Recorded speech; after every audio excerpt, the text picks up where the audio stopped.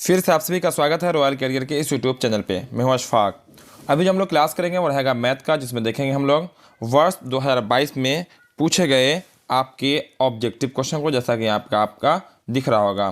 Final exam में ये question पूछा गया है, तो बस सब स्टूडेंट तैयार हो जाइए क्वेश्चन का प्रैक्टिस करने के लिए।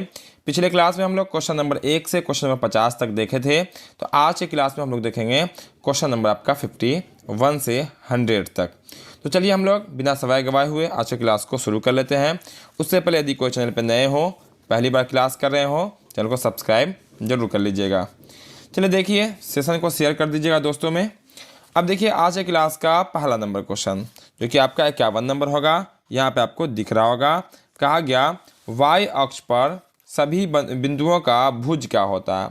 तो यहाँ पे हम पिछले क्लास में हम थोड़ा सा बता दिए थे, तो इसका आंसर क्या होगा आपका 0, क्योंकि वाई अक्ष है तो भुज आपका 0 होगा।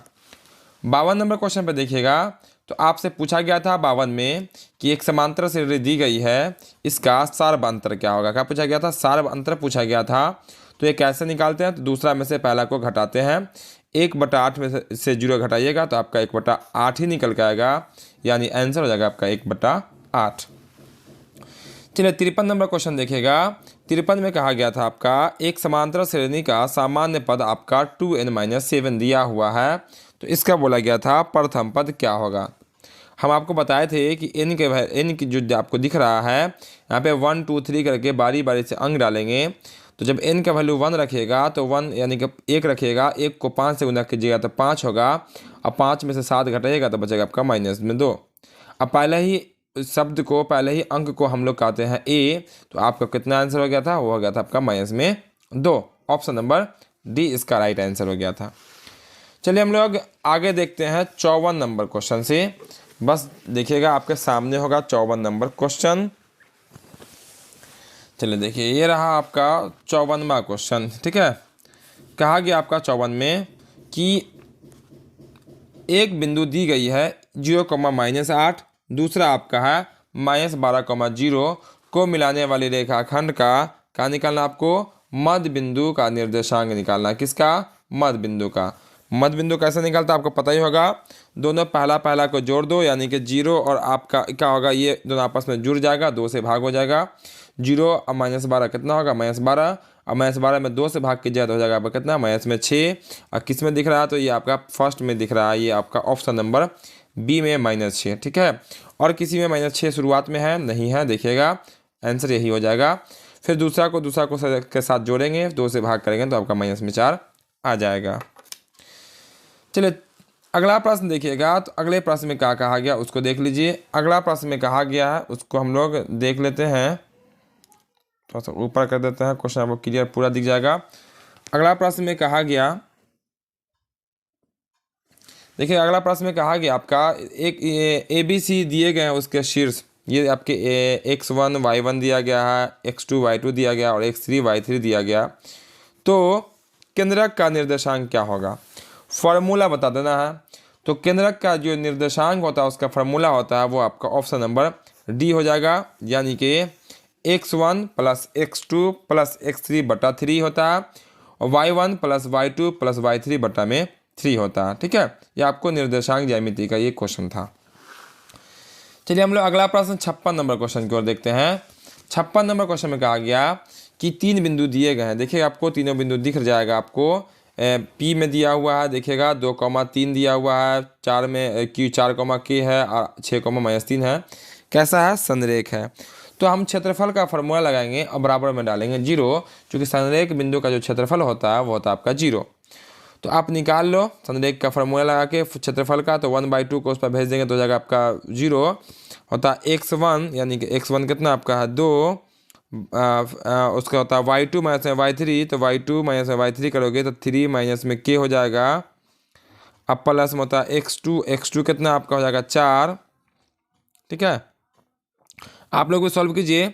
उसका y3 - y1 होता है, तो y3 माइनस में हो जाएगा आपका y1, यानी कि माइनस प्लस हो जाएगा, प्लस में x3 और फिर आपका y1 माइनस में y2 हो जाएगा। ठीक है, ये हो जाएगा इतना। अब बनाओगे तो 6 और उसके बाद हो जाएगा -2k प्लस में 4k और प्लस में 12 आप प्लस में हो जाएगा, आप 3 6 छता 1 36 और बराबर में आपका 0 है। इसको सॉल्व करेंगे तो 4 के में से 2 के घटेगा तो प्लस में 2 के बचेगा और 6 भी प्लस में है, 12 भी प्लस में है और 36 भी प्लस में है। तो जोड़ दो, 6 और 12 हो जाएगा 18, आई हो जाएगा आपका 54। उस पर भेजोगे तो हो जाएगा माइनस में 54 और 2 से 1 कट जाएगा 54, कितनी बार में, तो आपका 26 बार में, कितना बार में, सॉरी 27 बार में, कितना बार में कट जाएगा, 27 बार में कट जाएगा। 1 मिनट यहाँ से इसको आप सॉल्व कर लीजिएगा, ठीक है। इसको आप सॉल्व कर लीजिएगा, इसी फॉर्मेट पे आपका आंसर निकल के आ जाएगा, ठीक है। कोई ना कोई इसका आंसर हो जाएगा। चलिए अगला प्रश्न देखिए, अगले प्रश्न पे आते हैं हम लोग। बात किया जा रहा है परिमाप का। किसका बात किया जा रहा है, परिमाप का। त्रिभुज के शीर्ष दिए गए हैं, ये दिया हुआ है आपको, ये शीर्ष दिया हुआ, ये शीर्ष आपको दिया गया। बोला गया इसका परिमाप क्या होगा। तो देखिए क्या करेंगे, ये हम आपको एक त्रिभुज बना दिए हैं, इस शीर्ष 0,4 कर दिए हैं, 0,0 कर दिए हैं, 3,0 कर, जो कि आपको यहाँ पे दिया गया। अब बारी बारी सबकी दूरी निकालो तो इसकी दूरी निकलेगी 4, ये निकलेगा 5, ये निकलेगा आपको 3। अब परिमाप कहते हैं इसी को, ठीक है, इसी की दूरी को। तो 5 3 8 4 कितना होगा आपका 12। आंसर हो जाएगा आपका ऑप्शन नंबर बी हो जाएगा इसका राइट आंसर। चलिए अब देखें यहाँ पे आपका अगला प्रश्न जो है वो है आपका 58 नंबर। 58 में कहा गया आपका 3 बिंदु यहाँ भी दिए गए हैं, से बनने वाले त्रिभुज का क्षेत्रफल निकालना है। सब आपका निर्देशांक ज्यामिति का क्वेश्चन है। फार्मूला लगाइए, जल्दी से आंसर बनाइए। फार्मूला होता है आपका 1/2, क्या होता है आपका 1/2, बड़ी ब्रैकेट होता है x1 कितना आपका 3 है, थोड़ा ध्यान से रखिएगा। x1 उसका होता है y2 माइनस y3, y2 0 है और y3 आपका 4 हो जाएगा, ठीक है। अब प्लस x2 कितना आपका 7 है, उसके बाद y3 माइनस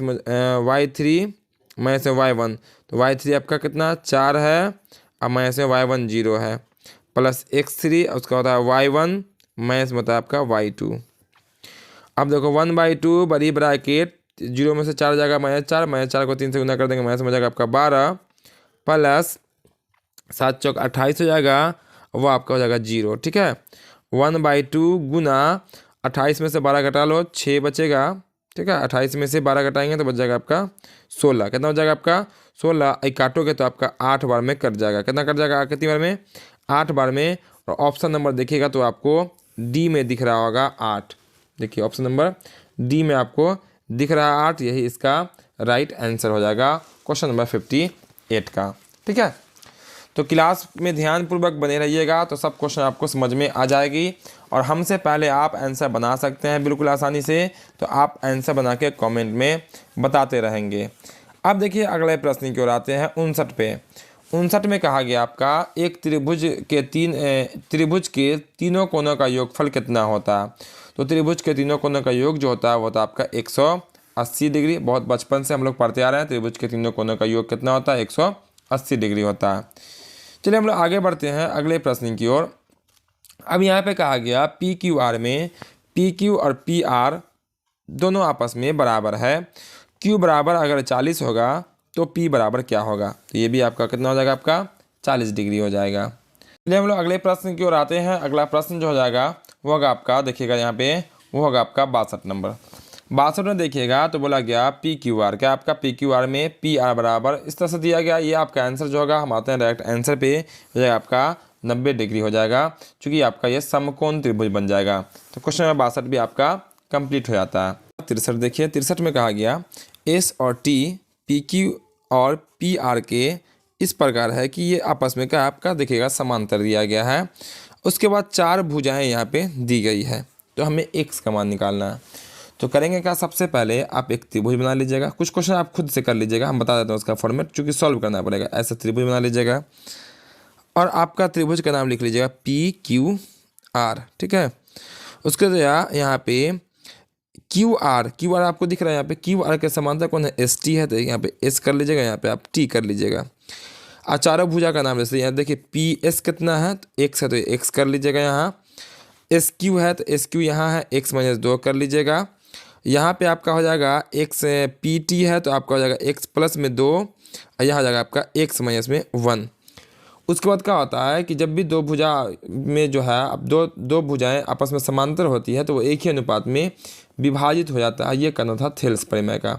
अब बटा कर लो और आंसर कर लो, कर सकते हो इतना। इतना कर लीजिएगा और आपका आंसर कोई ना कोई चारों में से आ जाएगा। ठीक है, चलिए हम लोग आगे बढ़ते हैं अगले प्रश्न को। चूँकि कुछ क्वेश्चन को सॉल्व करना पड़ता है, थोड़ा लंबा सॉल्यूशन हो जाता है। अब देखिएगा यहाँ ये क्वेश्चन आपको दिख जाएगा, कहा गया बस उसी पे आधारित ये प्रश्न है आपका। बोला गया ABC में बिंदु D जो है ना E क्रमशः भुजा और AB और AC पर इस प्रकार है कि, या फिर देखिए समांतर कहा गया। तो ये बोला गया ये इतना, तो ये क्या होगा। तो देखिए क्या करने वाले हैं हम अभी, जैसे ही हम जानते हैं कि AD बट्टा में DB यानी कि 4/5 जो होगा वो बराबर हो जाएगा आपका क्या है AC बट्टा में AE के यानी कि 18/AE हो जाएगा यहाँ पे। अब काट लो, दोनों में 2 से भाग कर दो, 2 हो जाएगा, ये 9 हो जाएगा। 9 पचे कितना हो जाएगा आपका, सॉरी 1 मिनट, ये आपका AC है, AC पूरा दिया हुआ है, 1 मिनट ऐसे नहीं होगा। ठीक है, देखो यहाँ पे ये रहा आपका त्रिभुज, त्रिभुज का नाम होगा ABC, यहाँ होगा D, यहाँ होगा आपका E, AD दिया हुआ 4, ये आपका है 5, जबकि पूरा है आपको मालूम कितना 18 मालूम है। चलो मान लेते हैं कि ये आपका x है, तो अगर आपका 4/5, देखो हम सॉल्व कर देते हैं। 4/5 बराबर हो जाएगा आपका x बट्टा में 18 माइनस में x, क्रॉस गुना कर लो, हो जाएगा आपका 5x, कितना होगा आपका 5x बराबर 18 चौक 72 माइनस में 4x, इस पर आपको हो जाएगा 9x बराबर 72, 9 8 72, x हो जाएगा आपका 8, कितना होगा आपका x बराबर 8 हो जाएगा। ये आपका ऑप्शन जो है आपका ये राइट आंसर होगा, ऑप्शन नंबर A। ठीक है, आप भी हमसे पहले सॉल्व कर सकते हैं। चलिएगा हम लोग अगले प्रश्न की ओर बढ़ते हैं, और अगला प्रश्न जो है आपका वो है 6 सेंटीमीटर त्रिज्या वाले किसी वृत्त पर 2 समांतर स्पर्शरेखा खींची गई है, तो उसकी बीच की दूरी क्या होगी। तो वो 6 सेंटीमीटर ही होगी। ये 6 सेंटीमीटर मान लीजिए त्रिज्या, सॉरी 1 मिनट, 6 नहीं आपका होगा 12 हो जाएगा। ठीक है, 6 सेंटीमीटर ऐसे है, यहाँ खींचा हुआ है, तो बोला गया यहाँ से यहाँ तक की दूरी कितनी, तो ये 6 है, तो ये भी कितना होगा 6, यानी कि आपका कौन होगा 12 हो जाएगा। ऑप्शन नंबर C इसका राइट आंसर होगा। चलिए 66 नंबर क्वेश्चन देखिए, बहुत ही आसान क्वेश्चन एग्जाम में पूछा जाता है, और ऐसे ही क्वेश्चन आपके एग्जाम में भी पूछे जाएंगे। तो बस आखिर तक बने रहिएगा, जो भी क्वेश्चन हम आपको बता रहे हैं सबका फटाफट आंसर बताइएगा। 66 में कहा गया किसी बराहा बिंदु से वृत्त पर कितनी स्पर्शरेखा खींची जा सकती है। तो इसका जो राइट आंसर होगा वो होगा आपका 2। किसी बाहरी बिंदु से वृत्त पर कितनी स्पर्शरेखा खींची जा सकती है, वो होगा आपका 2। चलिए अगले प्रश्न की ओर बढ़ते हैं। अगला प्रश्न जो है ये आपको डायग्राम के माध्यम से दिख रहा होगा आपको। कहा गया AOB 130 डिग्री है, ये वाला आपका 130 डिग्री है।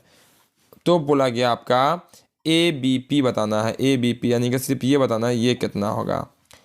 तो आपको पता होगा कि यहाँ पे ये 90 होता है, और ये भी कितना होता है आपका 90 होता है। और यहाँ पे आपका चतुर्भुज है, चतुर्भुज के चारों कोनों का जो जोड़ होता है वो होता है 360 डिग्री। इसको जोड़ लीजिएगा, फिर आंसर निकालिएगा, इस चारों को जोड़िए तो आपका हो जाएगा 90 90 180 180, और ये हो जाएगा आपका 130 0 11 हो जाएगा आपका 310। ठीक है, ठीक है, इतना चतुर्भुज 360 होता है वो, तो हो जाएगा आपका 50 डिग्री। कितना होगा आपका 50 डिग्री निकल के आ जाएगा। ठीक है, आंसर होगा 50 डिग्री। चलिए हम लोग आगे बढ़ते हैं अगले प्रश्न की ओर। अगला प्रश्न थोड़ा सा देखिए, थोड़ा सॉल्व करने वाला ये सब क्वेश्चन है, ये सब भी आप वैसे ही सॉल्व कर सकते हैं। हम आते हैं आपका यहाँ पे क्वेश्चन नंबर 69 पे। 69 में बोला गया बराहा रूप से स्पर्श करने वाले 2 वृत्तों के उभयनिष्ठ स्पर्श रेखा की संख्या कितनी होती है। बराहा रूप से स्पर्श करने वाले 2 वृत्तों के उभयनिष्ठ स्पर्श रेखा कितनी होगी, ये बतानी है। ये क्वेश्चन आपके लिए छोड़ देते हैं हम, इसका आंसर आप कमेंट बॉक्स में बताएंगे। ठीक है, चलिए हम लोग आगे बढ़ते हैं अगले प्रश्न की ओर। देखिएगा यहाँ पे आपको प्रश्न नंबर 71 दिख रहा होगा। कहा गया किसी वृत्त की परिधि और क्षेत्रफल समान है, यानी कि बराबर है, तो उसका व्यास क्या होता है। ध्यान से देख लीजिएगा, बुक में, गेस्ट पेपर में, सब में आपको त्रिज्या पूछा है। एग्जामों में भी त्रिज्या ही पूछा जाता है, लेकिन यहाँ पे व्यास पूछा है। बच्चे आंसर करते हैं 2 इकाई, लेकिन यहाँ पे 2 इकाई नहीं, जबकि कितना होगा आपका 4 इकाई होगा। ठीक है, त्रिज्या निकल के आएगी 2, जबकि उसका व्यास कितना होगा आपका 4 इकाई हो जाएगा। इतना क्लियर है। चलिए हम लोग आगे बढ़ते हैं अगले प्रश्न की ओर। अगला प्रश्न देखिएगा तो प्रश्न नंबर हो जाएगा आपका 72 नंबर। बोला गया 3 सेंटीमीटर त्रिज्या वाले गोले का आयतन, किसका आयतन निकालना, गोले का। पाई का में आंसर दिया है, तो पाई में ही आंसर छोड़िएगा। गोले के आयतन का फॉर्मूला होता है 4/3 पाई RQ। RQ का मतलब हो जाएगा आपका 3 × 9 9 × 27, यानी कि 3 बार 3 लिख दो, 1 2 3 बार 3, 1 3 से 3 आपका कट जाएगा, 3 × 9 9 चौक 36 पाई सेंटीमीटर स्क्वायर। कहाँ पे आपका है 36 पाई, ऑप्शन नंबर होगा आपका B number 36 pi centimetre square. चलिए हम लोग आगे बढ़ते हैं अगले प्रश्न की ओर। प्रश्न नंबर हो जाएगा आपका 73 में। ये आपका वृत्त से संबंधित क्षेत्रफल से जुड़ा हुआ है। बोला गया वृत्त की परिधि 10 पाई है तो क्षेत्रफल क्या होगा। वृत्त की परिधि का फॉर्मूला क्या होता है 2 पाई r बराबर हो जाएगा आपका 10 पाई। पाई से पाई कट गया, 2 से काटेगा तो ये आपका 5 बार में कट जाएगा और r का वैल्यू कितना निकल जाएगा 5 निकल जाएगा। अब क्षेत्रफल का जो फार्मूला होता है वो होता है आपका पाई r स्क्वायर। पाई r स्क्वायर तो r का वैल्यू कितना निकला 5, तो 5 का स्क्वायर 25, यानी कि 25 पाई सेंटीमीटर स्क्वायर। कहाँ पे है तो आपका ऑप्शन नंबर सी में है 25 पाई सेंटीमीटर स्क्वायर। चलिए यहाँ पे देखिए अगले प्रश्न की ओर। ये प्रश्न में कहा गया आपका देखिए एक घनाभ की लंबाई दी गई है, चौड़ाई दी गई है और ऊंचाई दी गई है। ये रही लंबाई, ये रही चौड़ाई, ये रही ऊंचाई। तो इसके विकर्ण की लंबाई क्या होगी। तो विकर्ण का जो फार्मूला होता है वो तो आपका √अंडर लंबाई स्क्वायर प्लस चौड़ाई स्क्वायर प्लस ऊंचाई स्क्वायर। कर लो √अंडर लंबाई स्क्वायर तो 8 का स्क्वायर 64 प्लस चौड़ाई स्क्वायर 6 का स्क्वायर 36 अब प्लस 25 5 25 जोड़ोगे तो 100, ये हो जाएगा आपका √अंडर 125। 125 जो होता है वो 5, ठीक है, ये हो जाएगा आपका। गुणनखंड करोगे तो इसको लिख सकते हो आप, इसको आप लिख सकते हैं 25 पंचे 125, ठीक है। 5√5 कितना हो जाएगा आपका 5√5, चूँकि इसको 125 को लिख सकते हैं 5 गुना में 25, तो 25 में से 1 5 बाहर हो जाएगा। 5√5 इसका राइट आंसर हो जाएगा, जो कि आपका ऑप्शन नंबर ए में है। ये आपको याद रखना पड़ेगा घन के विकर्ण का फॉर्मूला। चलिए यहाँ पे अगला प्रश्न देखिए जो कि रहेगा आपका 75 नंबर। बोला गया 4 सेंटीमीटर त्रिज्या वाले अर्धवृत्त का क्षेत्रफल क्या होगा। अर्धवृत्त का क्षेत्रफल, अर्धवृत्त के क्षेत्रफल का फॉर्मूला होता है 1/2 पाई। पाई का वैल्यू दिया हुआ है, लिख लीजिए 22/7 और r स्क्वायर। r मतलब 4 × 4, 1/2 पाई r स्क्वायर।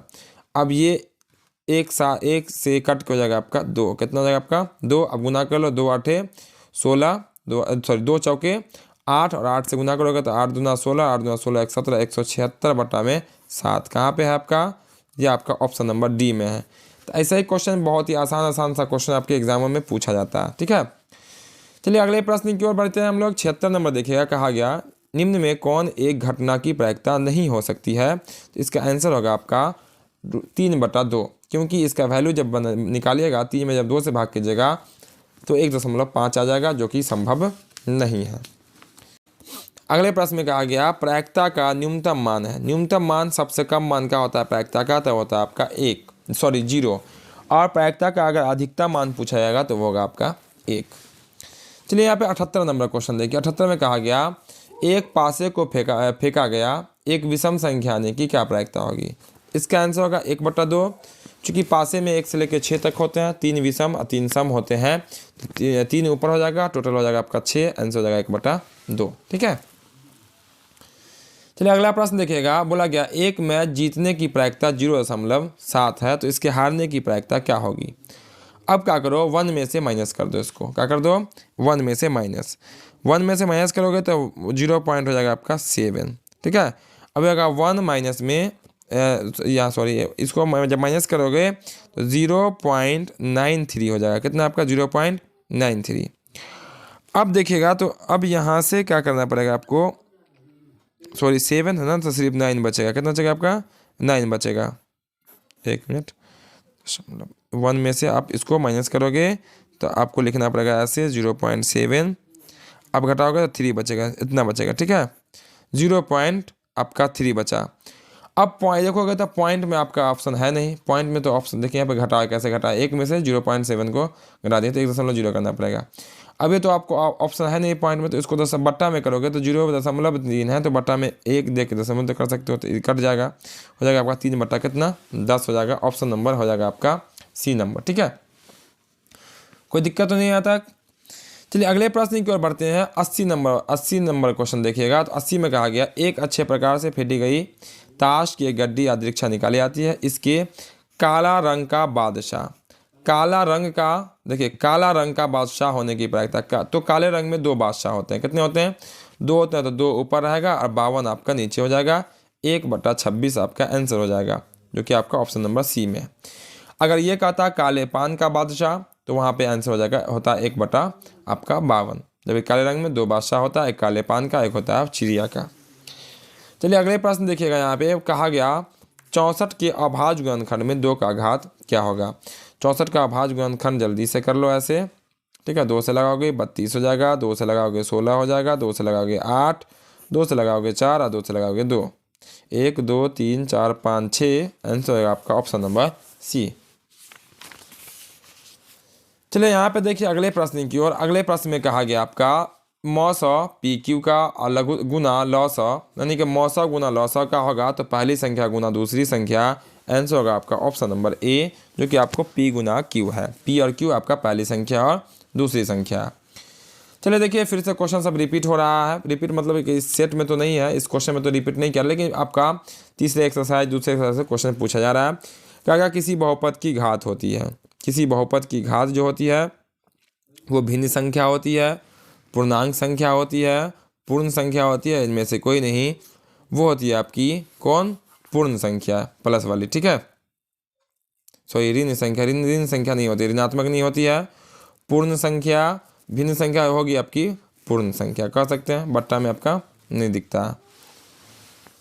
चलिए देखिए आगे बढ़ते हैं हम लोग अगले प्रश्न। कहा गया इसका आलेख कैसा होगा। x² plus bx plus c का आलेख कैसा होगा। तो ये होगा आपका एक सरल रेखा, ऑप्शन नंबर सी। अब देखिए यहाँ पे दिए गए हैं, बोला गया शून्यक 2 8 वाले बहुपद की संख्या क्या होगी। शून्यक अगर 2 होगा तो उसके बहुपदों की संख्या क्या होगी आपकी द्विघात बहुपद, यानी कि ऑप्शन नंबर बी हो जाएगा इसका राइट आंसर। अगला प्रश्न देखिएगा तो यहाँ पे शून्यक दिए गए हैं 2 और 6, तो द्विघात बहुपद क्या होगा। फॉर्मूला से निकाल लो अल्फा प्लस बीटा, तो हो जाएगा 6 या 2 8। अल्फा इंटू बीटा निकालोगे तो हो जाएगा 6 दूना 12। फॉर्मूला होता है x² minus alpha plus beta, answer कौन होगा आपका option number B, x² minus 12x plus में 8। इतना कंप्लीट हो गया। अब ये क्वेश्चन है, अब यहाँ बोला गया कि इसका शून्य क्या होगा। दोनों ऋणात्मक होगा या दोनों धनात्मक होगा, ये कैसा होगा। तो इसको हम 11 प्लस में क्या लिखेंगे, 11 प्लस में 5 लिखेंगे। 11 प्लस में 5, इसका आंसर निकालोगे दोनों ऋणात्मक निकल के आएगा। क्या निकल के आएगा? इसका आंसर दोनों ऋणात्मक यानी कि दोनों माइनस वाला निकल के आएगा। अब देखिए यहाँ पे एक क्वेश्चन पूछा गया, इस क्वेश्चन को आप खुद से सॉल्व कर सकते हो। यहाँ देखना ये क्वेश्चन आपको 89 में दिया गया, p बराबर 1 दिया हुआ है। बहुत इजी क्वेश्चन है। अब जहाँ जहाँ p है वहाँ सॉरी x है, जहाँ पे x है px, देखो x के पे है 1 रख दो तो 1 का स्क्वायर 1 हो जाएगा, 5 का स्क्वायर 5 इकाई 5, ठीक है। आप 5 में से जब 12 घटाओगे तो कितना बचेगा आपका, सॉरी 5 और 1 हो जाएगा 6, 6 में से जब 12 घटाओगे -6 बचेगा, जो कि आपका ऑप्शन नंबर सी में है, ठीक है। अब देखिएगा यहाँ पे ये क्वेश्चन आप देख लीजिए। ये क्वेश्चन आपको समीकरण युग में दिए गए हैं, बोला गया इसका हल क्या होगा। a1/a2 करोगे तो ये हो जाएगा 1/6 और ये आपका हो जाएगा 4/6, यानी कि इसका पहले बराबर नहीं होगा, इसका एक हल होगा। क्या होगा आपका एक हल, यानी कि 1 सॉल्यूशन, आपका ऑप्शन नंबर बी राइट हो जाएगा। अब देखिए यहाँ पे आपको फिर वही क्वेश्चन, वहाँ प्रथम पद पूछा गया था, यहाँ पे सार्वंतर पूछा गया। यहाँ पे 1 रख दो, 1 रखोगे तो 2 इकाई 2, 13 में से 2 घटा देंगे तो हो जाएगा आपका 11, कॉमा यहाँ 2 रखोगे तो 2 दूना 4 हो जाएगा, 13 में से 4 घटा देंगे 9 हो जाएगा, और 9 में से 4 घटा दोगे, चलिए 1 मिनट, 9 में से आप अगर 9 में से 11 घटा दोगे तो आपका हो जाएगा कितना, -2 हो जाएगा। यही हो जाएगा इसका आंसर। अब ये क्वेश्चन यहाँ देखिएगा तो कहा गया AP दिया गया है, बोला गया कौन सा पद 0 होगा। आप n का वैल्यू निकालिएगा, an का मान 0 डालिएगा, आपका निकल के आ जाएगा। इसी तरह से आगे क्वेश्चन देखिएगा, बहुत आसान क्वेश्चन, ऐसा नहीं कि आखिर में हार्ड होता है, आखिर में भी आसान क्वेश्चन होता है। अब ये क्वेश्चन पूछा 95 नंबर क्वेश्चन में 1/sin क्या होता है, तो ये होता है आपका कॉसेक 1/sin। अब लग गया सेक थीटा, यानी कि सेक बी गुना में कॉस बी क्या होता है, तो होता है आपका 1, ये आंसर हो जाएगा।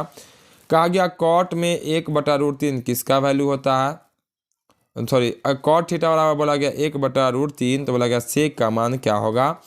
तो कॉट में ऊपर देखिएगा तो ऊपर में होता है आपका आधार और नीचे में होता है आपका लंब, ठीक है, आधार बटा लंब।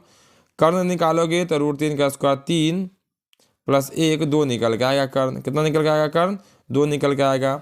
सेक पूछा गया, सेक का फार्मूला होता है कर्ण बटा में आधार, 2/1, यानी कि आंसर हो जाएगा आपका ऑप्शन नंबर सी, 2 आंसर हो जाएगा। ठीक है, उसके बाद यहाँ देखोगे ये भी क्वेश्चन बहुत ही ईजी क्वेश्चन पूछा। बोला गया a = 45 डिग्री है, तो साइन 45 का मान और कॉस 45 का मान लिख के दोनों को जोड़ दीजिए। दोनों का वैल्यू 1/√2 प्लस में 1/√2, एलसीएम लोगे तो हो जाएगा √2, 1 + 1 यानी कि 2/√2। इसको आप √2 गुना √2 लिखोगे बटा में 2, इससे कट जाएगा, √2 आपका आंसर हो जाएगा ऑप्शन नंबर ए में। ठीक है, अब यहाँ ध्यान से देखोगे तो 2 को इस पर भेजोगे तो कट हो जाएगा 1, क्या हो जाएगा? 1, आंसर होगा साइन 90 का वैल्यू होता है आपका 1। और अंतिम नंबर क्वेश्चन देखिएगा, ये भी बहुत इजी क्वेश्चन है। जब भी इस टाइप का क्वेश्चन रहे इसका आंसर होगा हमेशा 1। इस तरह से 2022 में पूछे गए ये 100 प्रश्न थे। उम्मीद करते हैं आज के क्लास में भी आपको सब क्वेश्चन समझ में आया होगा। हम लोग अगले क्लास में यानी कि कल के क्लास में वर्ष 2021 में जो पूछा गया क्वेश्चन है मैथ का, उसके क्वेश्चन को देखेंगे। ठीक है, ऑब्जेक्टिव क्वेश्चन को, और कोशिश ये करेंगे कि पूरा जो है 100 क्वेश्चन हम लोग एक ही क्लास में कंप्लीट कर लेंगे। तो जो क्लास को अब तक लाइक नहीं किए हैं, क्लास को लाइक जरूर कर दीजिएगा। जो चैनल पर नए हो, पहली बार क्लास कर रहे हो, चैनल को सब्सक्राइब जरूर कर लेंगे। साथ ही साथ बेल आइकन जरूर दबा लेंगे ताकि आपको हर एक क्लास का नोटिफिकेशन मिलता रहेगा। तो फिर मिलते हैं हम लोग बहुत जल्द अगले क्लास में।